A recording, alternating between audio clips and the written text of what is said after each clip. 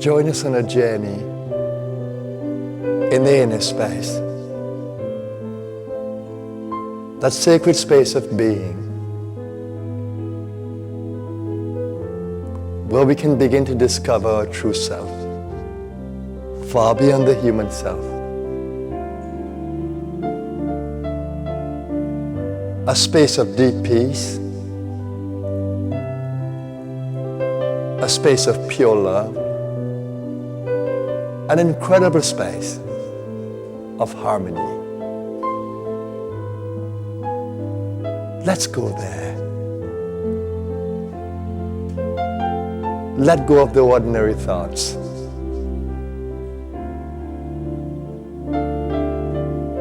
The thoughts that limit us. And open the heart that the mind may become more free.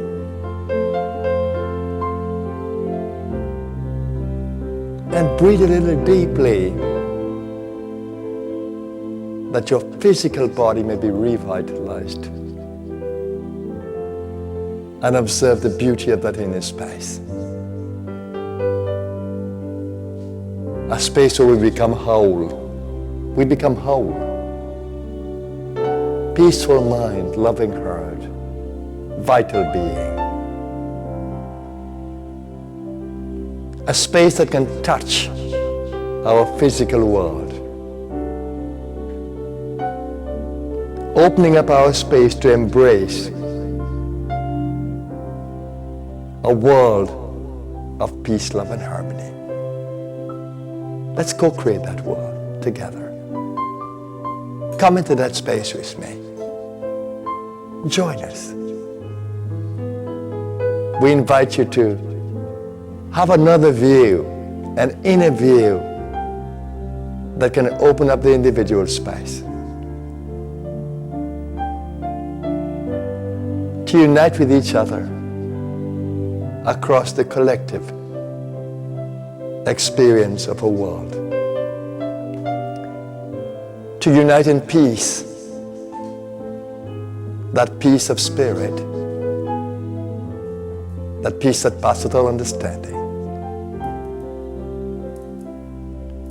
To unite in heart, loving heart, opening up our heart to a collective heart, that we may feel that we are in the heart of the universe that holds us all.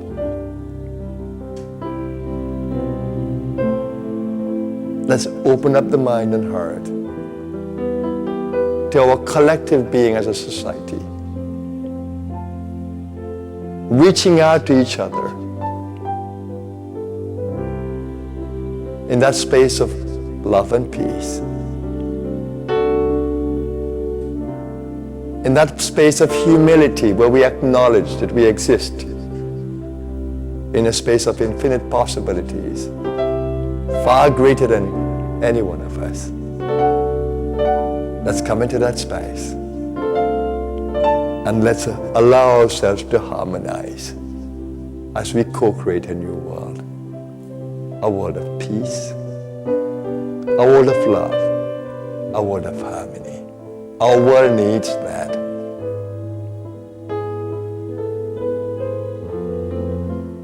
Let us begin to become aware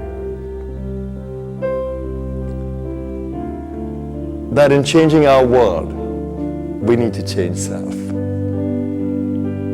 No meaningful change in our world will happen until we begin to change self.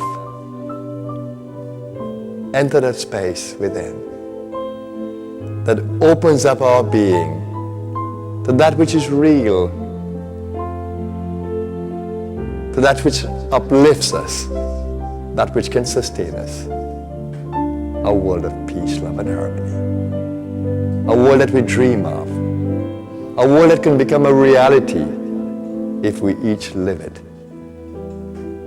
in our own individual being. That's integrating our inner space. Peaceful mind, loving heart, vital being. Let's integrate in our inner space. And let's open our heart to our world. Let there be peace, love, and harmony in our world. Let us humankind coexist harmoniously with all of life. Let there be peace, love, and harmony in our world. Peace. Peace. Peace.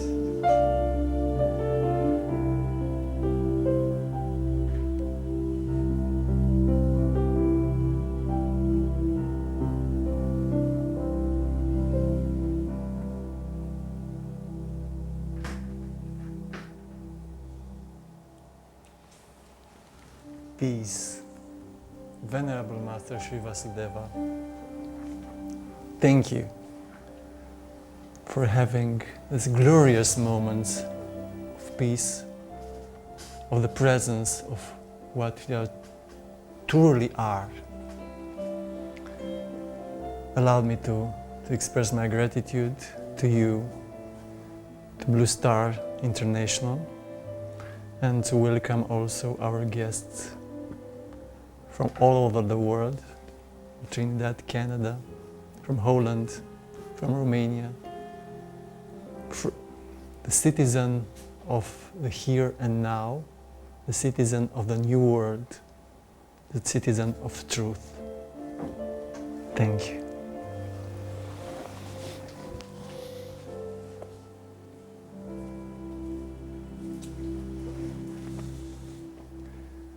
Our society is a mirror of ourselves.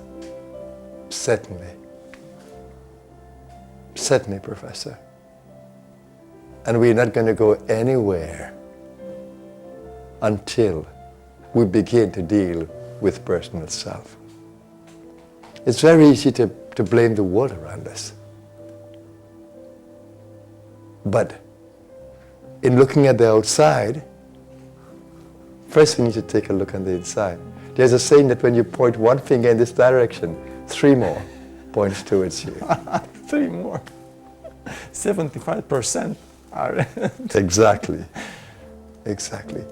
Take an inner look. Before I meet my world outside, I ensure that my inner world is in harmony. It's an integration. And then it gives me more joy to meet with my outer world. Certainly, this world is only going to change when we take the responsibility of self-change. And we have the power to change. We have all the tools to change personal self. But because we are so habituated to looking outside, we have never been taught to take an inner look. You look at the schools. Do they promote or encourage taking a look inside at the mind, at the emotional being, at the vital core, educating us on what lies inside, how to deal with the inner demons, how to deal with the inner stress, how to deal with the inner conditioning? For me, that's primary education. Primary education, yes. But when we begin to learn more about ourselves without fear, but with the excitement of knowing self, we discover a marvelous world with everything that we could dream of. We can create any vision that we want to. a vision that we can translate into physical. We can open our heart passionately to drive a vision that is noble, despite what's happening on the outside. And we can revitalize our core, strengthen our loins, so to speak, our gut, that we can give power to the mind and heart, even with the body. And that impact on each other, and that ability to harmonize on the outer space, and to sustain it. And even when we are challenged, to rise to the challenge with the excitement that I have the tools. We have the tools. Yes. That we have been programmed to evolve. We are the word. We are the word perspective. What a word you are creating with those words. And there are people who speak about the darkest vision of the future of the world. They are talking about themselves. Yeah, but even so, Professor, we need to understand that life will coexist with darkness. If there is birth, there is death. If there is health, there is sickness. If there is high, there is low. Polarity, duality is the nature of our world. So can we see then the beauty of the darkness? It leads us to the light. And it contrasts with the light very powerfully. In the coexistence, the light must dominate, not the darkness. If we want harmony, light has to be there. And darkness can said to be ignorance, because when we are not aware of something, there's confusion, there is doubt. But the moment we become aware of what is happening around us, there's a light of understanding, the light of knowledge. And when applied in that spirit of light, then whatever we create is full of light. So darkness is there to challenge us, to move into greater light. So I respect the darkness. I accept the darkness. But I want to use the darkness to prevail over it. So if you cannot judge our world, oh, this is bad, that is bad, be non-judgmental and begin to see, here is the opportunity for change. Our world may be challenged, but here is the opportunity to learn, to grow, and to change. Then it can become exciting. If you have a body that is not healthy, for example, but you have the knowledge and the tools to transform that body, and the moment you begin to apply it, there's excitement. Wouldn't you enjoy that transformation of taking the body from one level to another? Or taking the mind from ignorance to understanding and wisdom? So the darkness needs to be accepted. Yes. Even the world as it is now, with all its trials, challenges, war, poverty, suffering, it gives us an opportunity, those of us who have a little more, those of us who know a little more, to share. In that sharing, there's a secret happiness in there. When we give of self, our self grows. We are always happier when we give a gift. At least that's how I feel. I may be happy in receiving something, but my happiness grows and it's greater when I give. Almost as if the universe is saying, it's greater to give than to receive.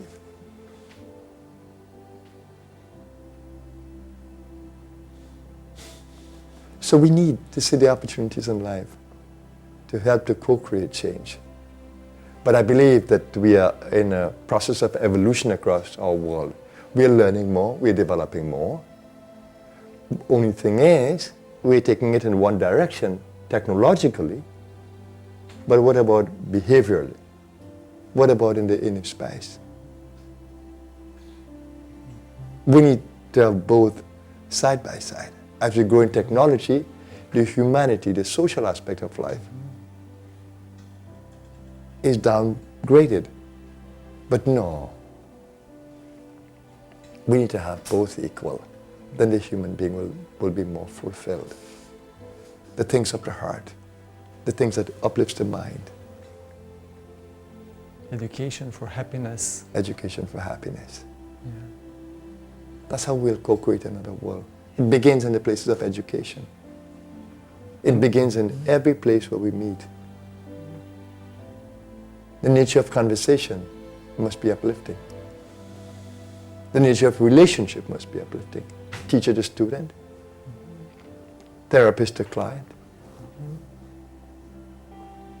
employer to employee. Once there's a sense of equality and dignity and purpose, the sharing is different. I may be in the role of an employer and you're an employee, but I respect you. Dignity, yes. Dignity. Respect. And humility.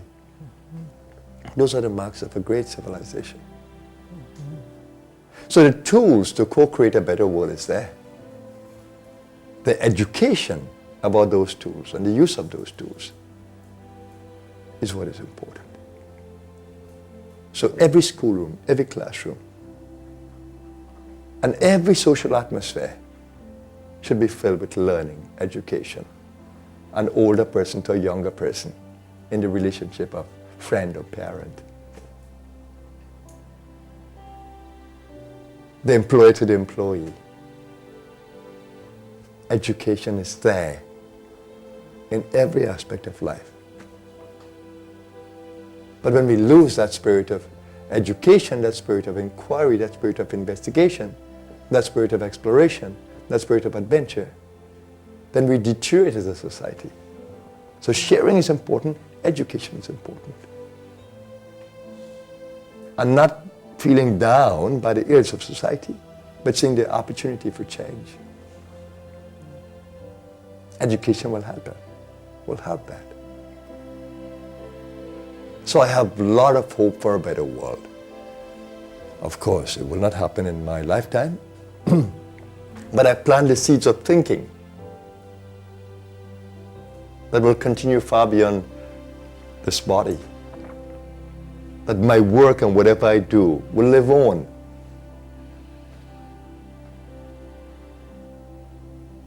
So my excitement about sharing about the co-creation of another world, it will live on far beyond my body. The spirit of what I am doing is immortal.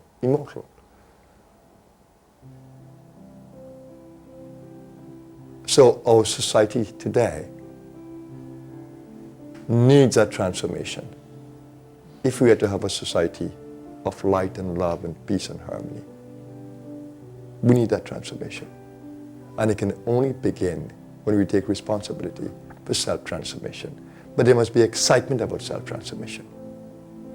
I must want to grow and evolve in my mental consciousness, emotional consciousness, God consciousness, body consciousness. I must want to grow and evolve.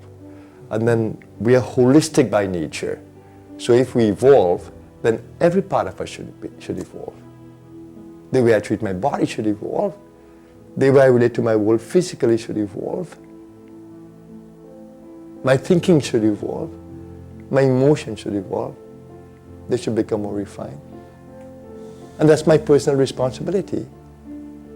Even though I expect to be educated, but I know I have a responsibility for self-education. A teacher can only point the way to me. A guide can only point the way, but I have the greater responsibility of walking the path, having the experience, gathering the knowledge. So we need to understand, even in the education process, the idea of self-responsibility. That the greatest student is the one who motivates himself or herself in the learning process, who is excited about learning. Yes. And then the teacher becomes a servant to that process. When we lose our motivation and we lose our excitement, we are stuck. That's the problem. So we have the tools for self-change, and we have the responsibility for self-change. So we shouldn't only blame our teachers in society that we're not getting the information. Information in the universe is free. Now you can go on the internet and type in anything in a browser, and you can pick up information from everywhere in the world. So when we see on the television a bad politician, a corrupt politician, what to do? I think, well, here's an example of how we can lead a society to deterioration. I don't judge the corrupt politician or whoever it might be. I don't want to make a judgment. That's a part of my society. What can it lead me to do? First, it can lead me not to want to become like that. Secondly, it can lead me to the qualities that can meet with that, counteract that, opposite to that. Because corruption in itself cannot bring happiness. Whatever it brings might be temporary, but ultimately I believe as you sow, so shall you reap. So once you plant the seeds of darkness or negativity, pain is going to result. If you plant the seeds of happiness or light, light is going to shine.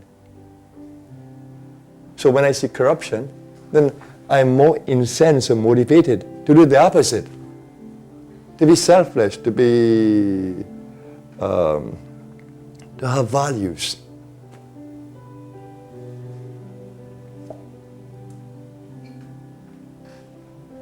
So it's easy to blame, corrupt this, corrupt that, corrupt that.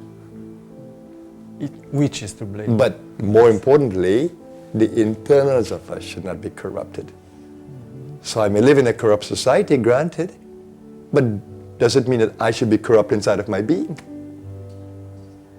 Because if I'm disturbed by that, and if I decided I want to become that, so I could enjoy greater corruption, then I'm doing more of the same.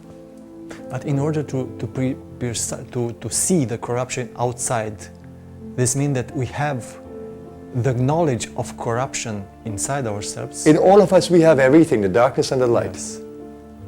So part of us knows the temptation of corruption,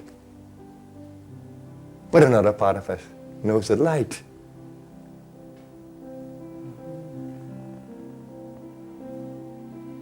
The sense of values, the sense of propriety.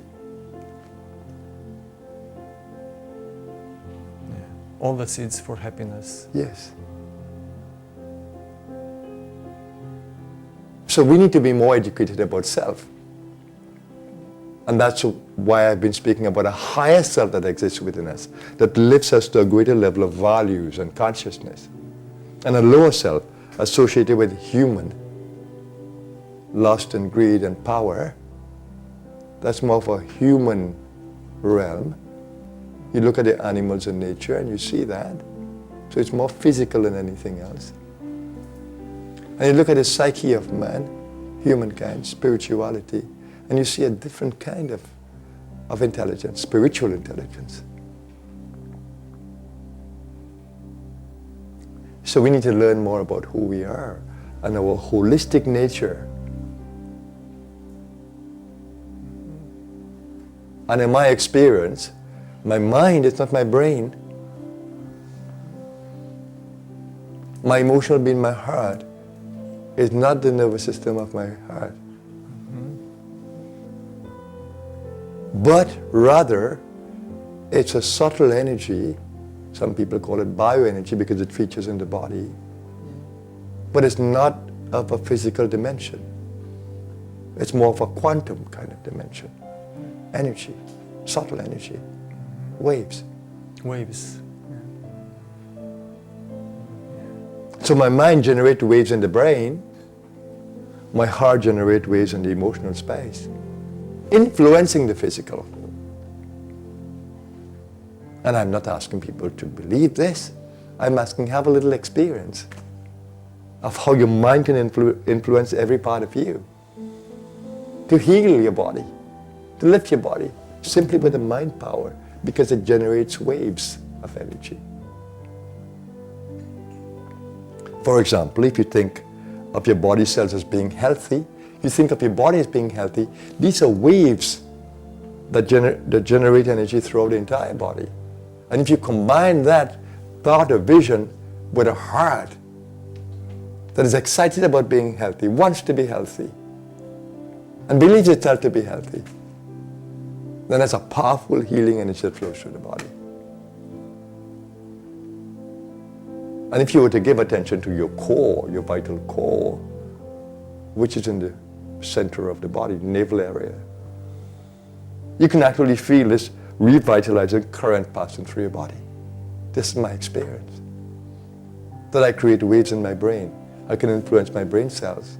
And today we are learning about neuroplasticity, that if we were to change the way we think and behave, we change brain cells. So we can reprogram our brain. And today we are learning in terms of genetics, epigenetics, that the proteins above the genes, they are the ones that control the genes.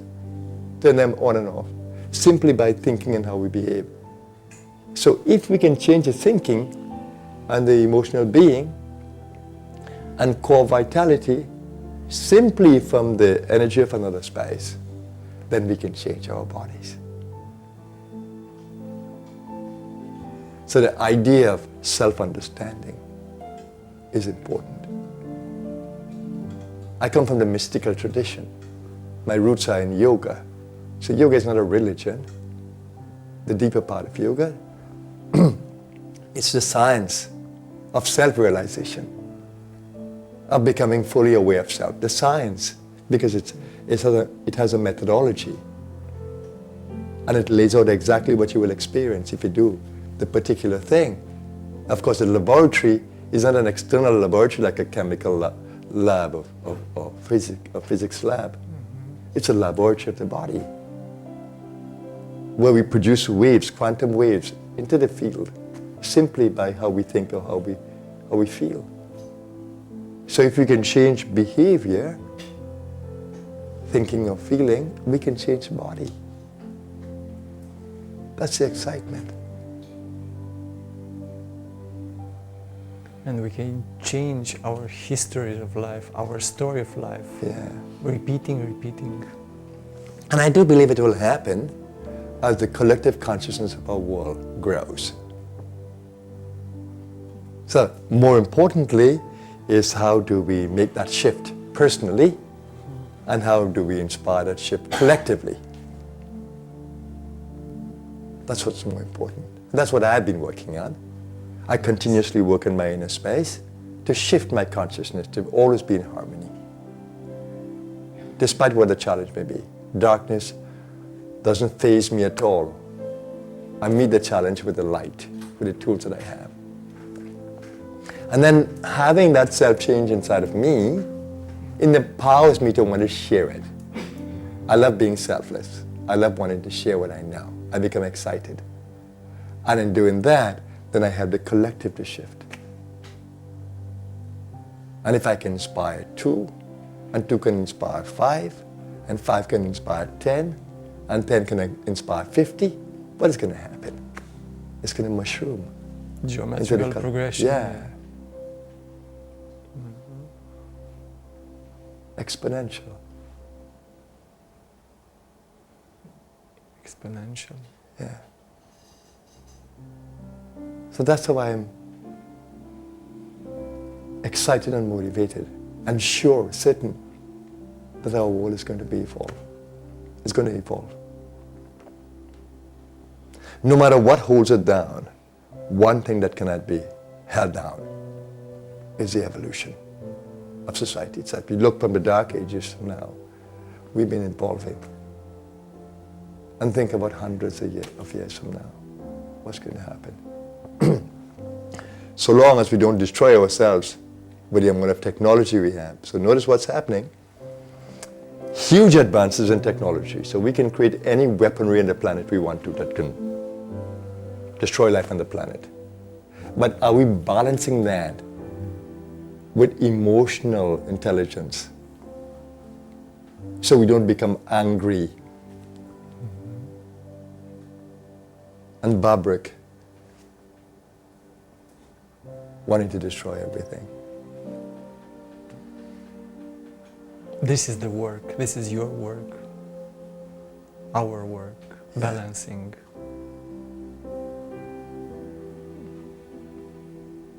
We need to co-create a better world.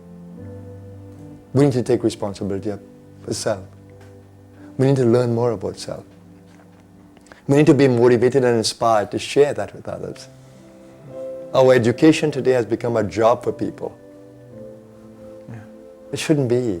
There should be an excitement every time a teacher or a professor walks into a classroom. And there should be an excitement in learning, seeing the gleaming eyes of a teacher. The students should be excited about learning. And in those halls of learning, the seeds are planted for a new world. Teaching through love and learning through love. Love for subject, love for process, love for change. The change is within our eyes. It's there. If you can change you, and you can celebrate that change, for sure, you'll be sure that the world around you can change. If you can change you.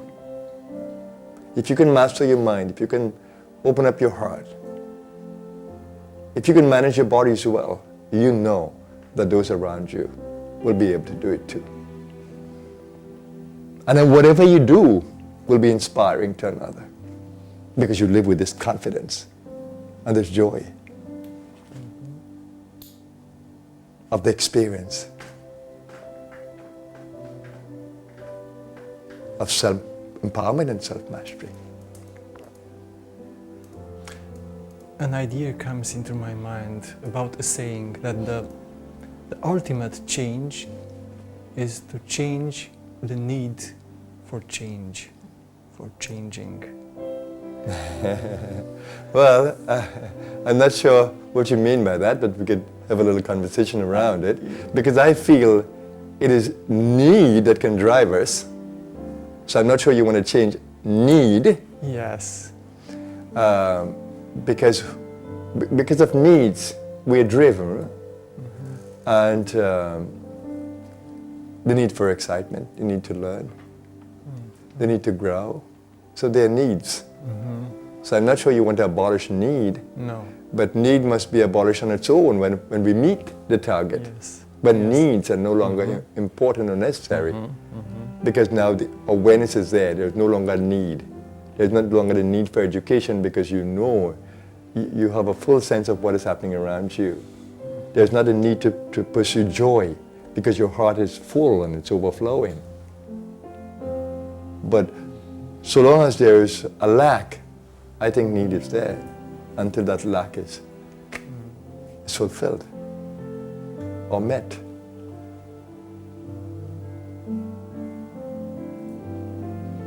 But I love my world, as frail as it may be, limited as it may be, challenging as it may be. It becomes a sport for the one who can really understand it. I'm unafraid to die, because I believe that a part of me will never die. That my mind, my heart, they're immortal. I cannot even hold the idea of death for them, and that's where I center my being. But I can see the march of age, and I can understand that death will come. But when it comes, I know, just like every created thing having a destiny, so too, I feel deep within me that I have a destiny beyond the body. I cannot explain it to you, because to me it's an experience. And I feel that I can welcome change from a place of no change. A place of no change, yes. The place of no change, which is space. Yeah, it's like the hub of a wheel. The wheel will be constantly moving, but the hub remains the same. Or the eye of the storm. The storm is raging, but at the very center. So is there already a center within our being that we can go to? Yes, the axis mundi. Yeah. The one point. Give me a single stable point and I will change the universe. Give me, yes. Absolutely. So if you come to the center of your emotional being, or center of your mental being, or center of your vitality, you've come to the very heart of things. So even as the periphery changes, that center doesn't change. The center of my mind is a center of infinite peace. If I call myself there to that point every time, I'm coming into a place where there is no change.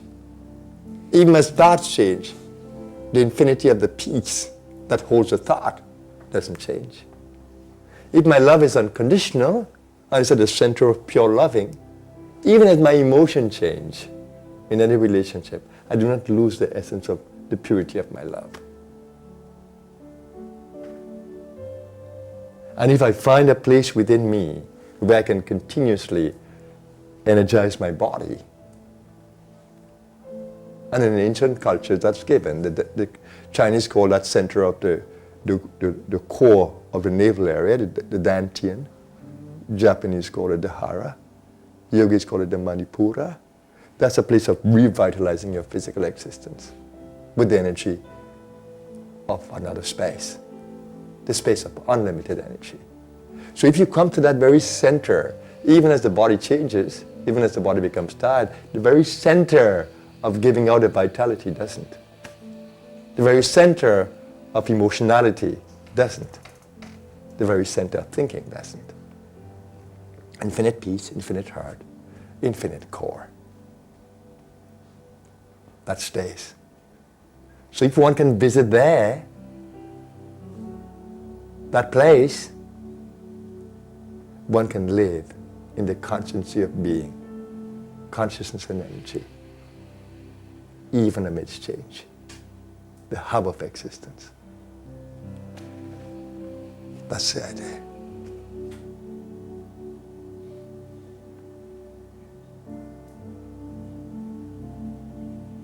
That's the idea, Professor. That's the only idea we ever needed. Man, know thyself. That is written in the Greek temple. No? Man, know thyself. In the Hindu wisdom, they say, Aham Brahmasmi, which means that the center of my I is nothing but divine. In Christian thinking, in Him, we live, move, and have our being. So that is the place of center. Yes. In Him, in that I live, move, and have my being. Aham, in the center of my I. Aham Brahmasmi, the divine is there.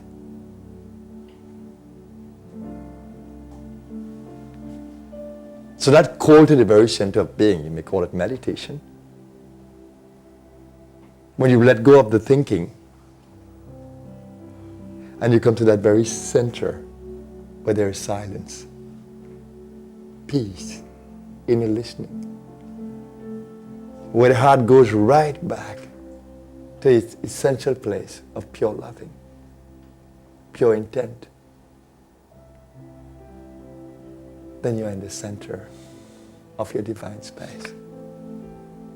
Center of a greater self beyond the human self. Center of vitality, center of emotionality, center of mentality. So we live usually on the peripheral. We live, yeah. Yes. But even as we exist or live, or psychologically live, or emotionally live, or physically live, in the periphery, the very center is coexisting. Yeah.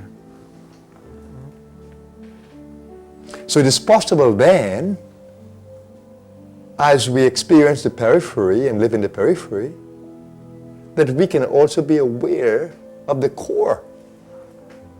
So that awareness of core, whilst we engage with the periphery, is what people call enlightenment. Now you know all of yourself. So that's self-enlightenment. But when you don't know all of yourself, then how can you function with the fullness of being? And that's why our world doesn't reflect it in a collective sense. The way to our center. This is life. So it's extremely important in any system to call ourselves to the very center of being, to be more full in our expressions of being, to be more holistic in our thinking. How can we educate only the mind and not the heart? How can we educate the mind and heart and not the vital core of the body's existence?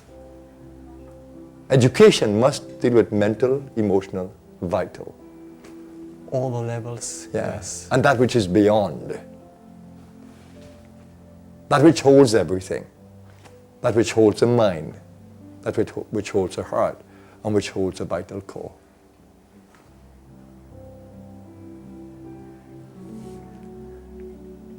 That kind of education will lead to the co-creation of a better world.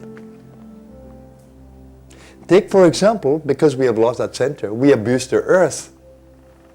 Factories belch out all this pollution in the atmosphere without conscience. We destroy trees, water courses, the earth without conscience. We destroy the social fabric of life itself, but we don't love each other as we should or share with each other. There's not sharing, loving, caring, sharing. So we have destroyed the fabric simply because of our ignorance. And our promoting that ignorance, consciously or unconsciously, as individuals in a society. So only the ones who are more aware can lead the way to a better world. So the call is for us who are a little more aware to be patient, understanding, not to blame, not to complain, but to share our knowledge selflessly, patiently, understandingly, for the co-creation of a better world. Co-creation means seeing, hearing each other. And working together, harmonizing. Because once you come into a higher place of consciousness, becoming more aware of all that you are, then suddenly you want to support collective consciousness and collective harmony.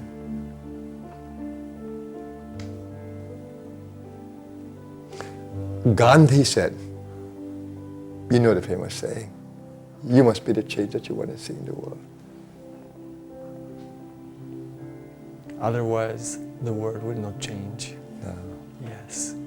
Otherwise, the Otherwise, world will no never change can happen. Yes. It begins with us. In the home, in the workplace, in the education centers, on the streets. It begins with us. Find our own center, even now, the people who are looking to this program. The center.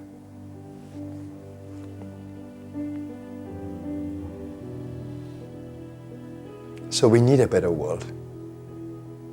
And we need to work together for that. And those of us who are more aware need to take the greater responsibility for doing this. If we have the gift of more awareness, then we have the responsibility for sharing it. Otherwise, we'll be remiss in our duty. We will not be doing what we need to do. This is the work, the active part. Yeah. Like for example, apart from your teaching, your lecturing, you take the time to do this. Yes, yes. No matter how challenging it might be sometimes, but you take the time to do it. And that means a lot to our world.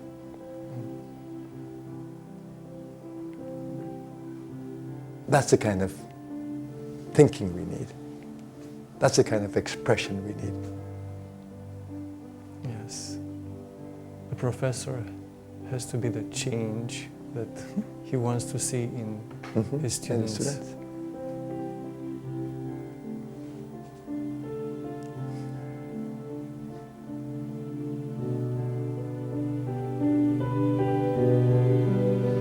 I'm not going to ask anybody to change if I don't. Yes, yes. I'm not going to ask anybody to practice anything or follow anything unless I do. Do this, do that.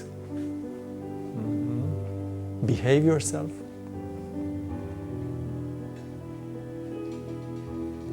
Who needs to behave? Be the example. Then you don't even need to have the voice. We have voice, usually lots of voice.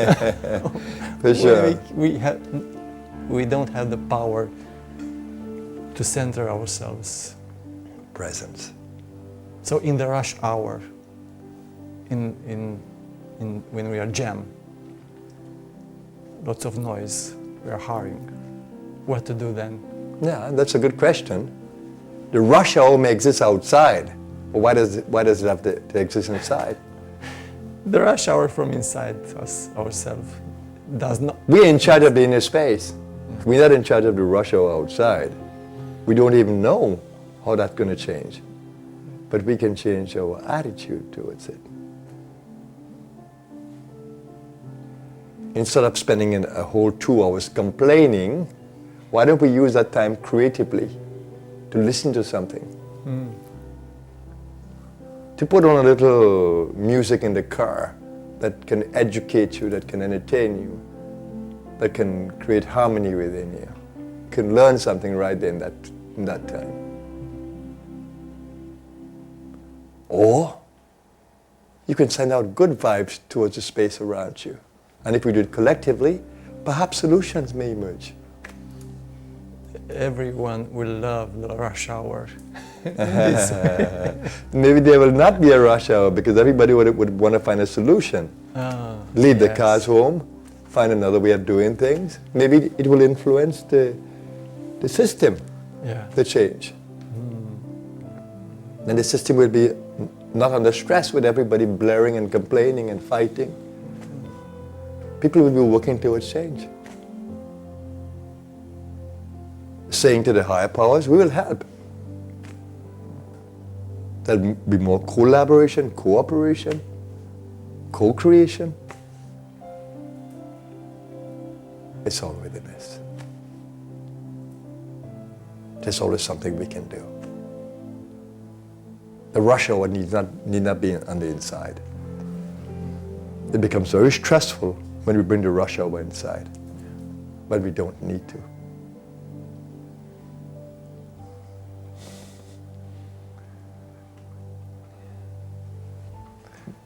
Let the rush hour stay outside. Let the rush hour stay outside. And let's create a space of inner peace. The presence, the center. Yes.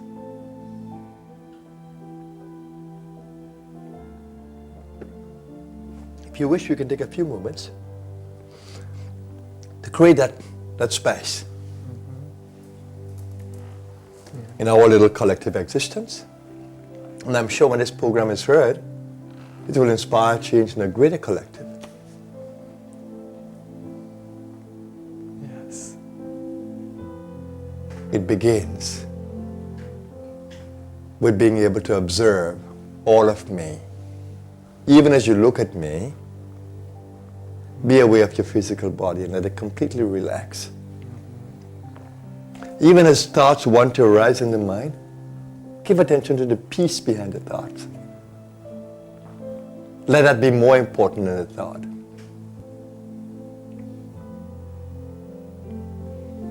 Just let go and come into a space of peace. Listen to the mental space. We have the power of inner listening. Let thoughts arise there and subside there. When you begin to listen to the inner space, it's only then you can feel that a peace exists there. Then the mind begins to become restful. And open the mind to its source. in humility, to know that these thoughts are arising from a space of peace, far beyond my thinking.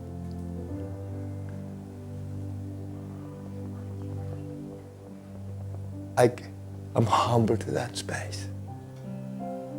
I welcome that space of all possibility. That silent space where I can create any thought, any vision, any idea.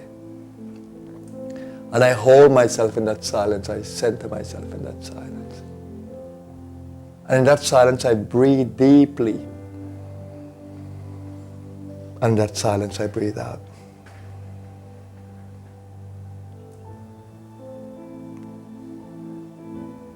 And you breathe into the silence and you breathe out from the silence. And you realize that a rhythmical breath not only revitalizes the body, but it silences the mind.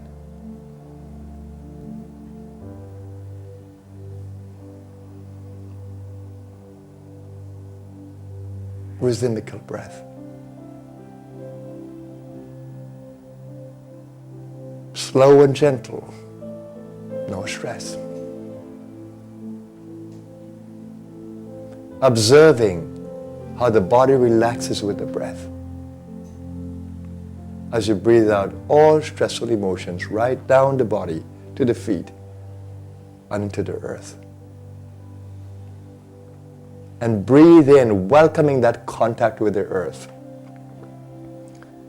Feeling the magnetism of the earth also passing through the body. And develop a relationship with the earth beneath you. Open the belly to breathe, and you will feel vitality coursing through the body.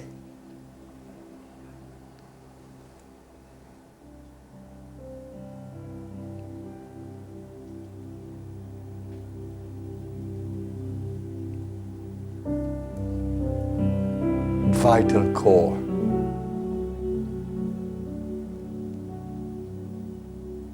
There's peace inside of me. I'm honoring my body as I breathe. My body was designed to breathe and breathe fully. My out-breath is long and complete. My in-breath is slow and deep.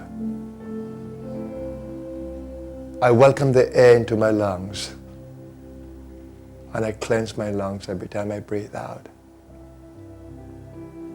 I send oxygen to every part of my body through my blood, and I can feel my body being revitalized.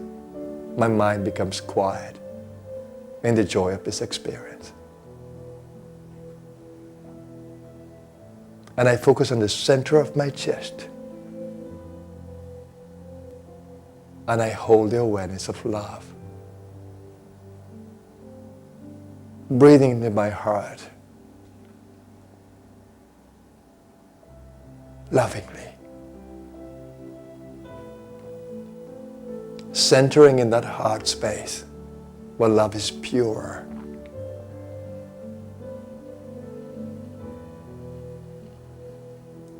Opening up my space to the love of the universe. Let me be an instrument of that supreme love that is at the core of my being.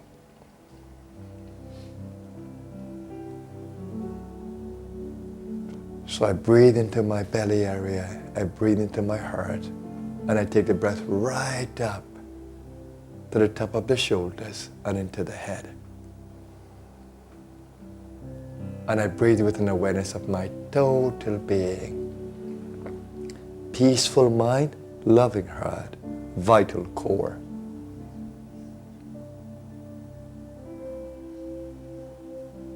I am at peace with myself, body, mind, and spirit.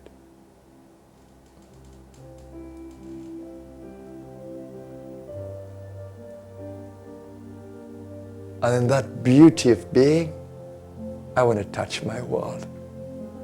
I hold my world in my consciousness. My beautiful world. I welcome nature in my consciousness. All the trees, all the plants, the water courses, the oceans, the mountains. My beautiful nature, your mother, you sustain us.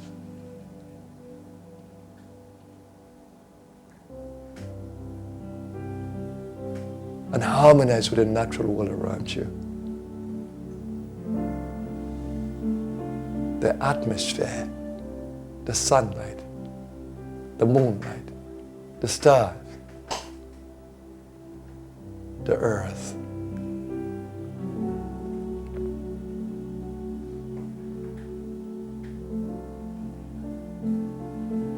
And in that space, let's pray for a better world. Let's put a wish in our hearts, express it fully. Through the mind, the heart, and the core, let there be peace, love, and harmony in our world. Let there be peace, love, and harmony in our world. Let us, humankind, coexist harmoniously with all of life. Let us, humankind, coexist harmoniously with all of life. As within, so without.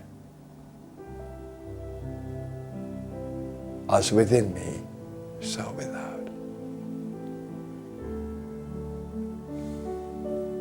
Peace. Peace. Peace. Thank you, Venerable Master Sri Vasudeva. Thank you for being here. Thank you. Thank you.